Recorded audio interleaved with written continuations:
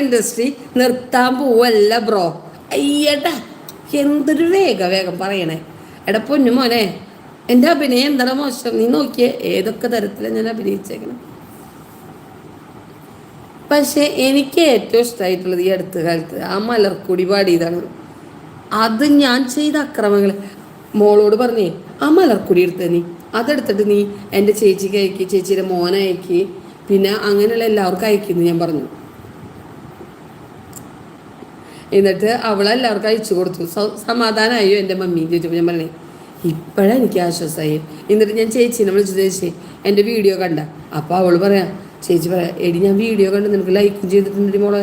അപ്പം പറഞ്ഞേ ഉവ്വാ, എന്നിട്ട് എന്താ പാട്ടിനെ കുറിച്ച്?